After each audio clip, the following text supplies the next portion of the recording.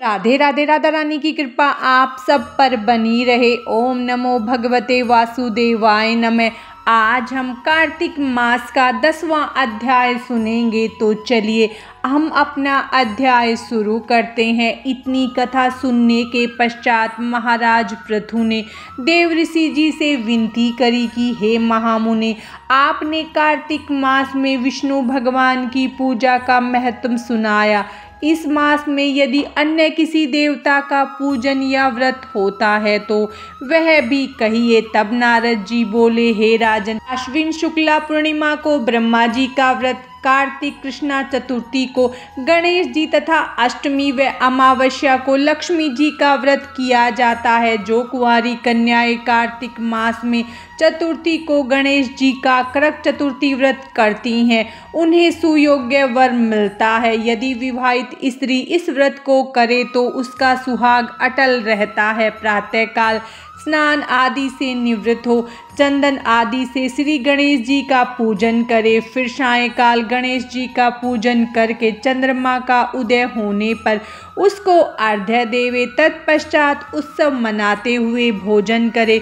सधवा स्त्रियों को अपने सुहाग की रक्षा के लिए यह व्रत अवश्य करना चाहिए। करक चतुर्थी व्रत के महत्व का वर्णन करते हुए नारद जी ने कहा, हे राजा पृथु, इस व्रत का एक इतिहास हम तुमको सुनाते हैं, ध्यान पूर्वक सुनो। भद्रावती नगरी में सुधर्मा नाम का एक राजा था। उनके रविदत्त, सुशर्मा, जय शर्मा और सुबोध नाम के 4 पुत्र तथा वीरमती नाम की एक कन्या थी। सुधर्मा ने अपनी कन्या का विवाह देवव्रत के साथ किया था। वे दोनों प्रेम पूर्वक रहने लगे। एक दिन अचानक घर पर सर्प द्वारा काटे जाने से देवव्रत की मृत्यु हो गई। यह देख वीरमती जोर जोर से रोने लगी, चिल्लाने लगी।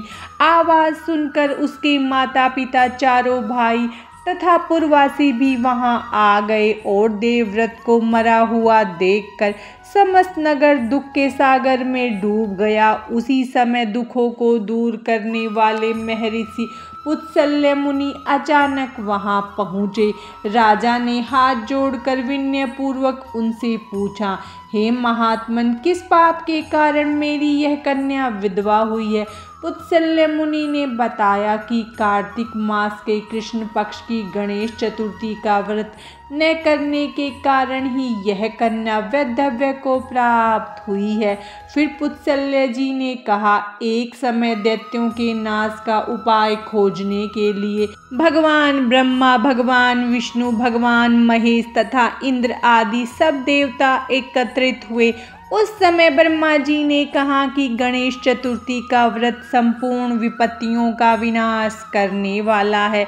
तब सब देवताओं ने कार्तिक कृष्ण चतुर्थी का व्रत किया, जिसमें दैत्यों पर विजय प्राप्त हुई। विजय होने के बाद समस्त देवताओं ने गणेश जी से कहा कि वर मांगो। तब गणेश जी ने कहा कि जो स्त्री कार्तिक कृष्ण चतुर्थी का व्रत करे उसका पति चिरंजीवी तथा जो न करे वह विधवा हो। अतः समस्त स्त्रियों को यह व्रत अवश्य करना चाहिए। हे राजन, तुम्हारी कन्या ने इस व्रत को नहीं किया था, इसी कारण वह विधवा हुई। यदि अब भी वह यह व्रत करे तो मृत पति जीवित हो सकता है। इतना कहकर पुलस्त्य मुनि चले गए। तब राजा ने अपने जमाता का शरीर तेल में सुरक्षित रखवा दिया। इसके बाद जब कार्तिक मास आया तो उसकी कन्या ने विधिवत व्रत करके उद्यापन में ब्राह्मणों को दान दक्षिणा देकर उन्हें संतुष्ट किया, जिसके प्रभाव से उसका मृतक पति पुनः जीवित हो गया। नारद जी कहते हैं, हे राजा पृथु, सौभाग्यवती स्त्रियों को अपने सुहाग की रक्षा और संतान प्राप्ति के लिए यह व्रत अवश्य करना चाहिए। कार्तिक मास का 10वां अध्याय समाप्तम। भगवान श्री हरि विष्णु और माता लक्ष्मी की कृपा आप सब पर बनी रहे। राधे राधे।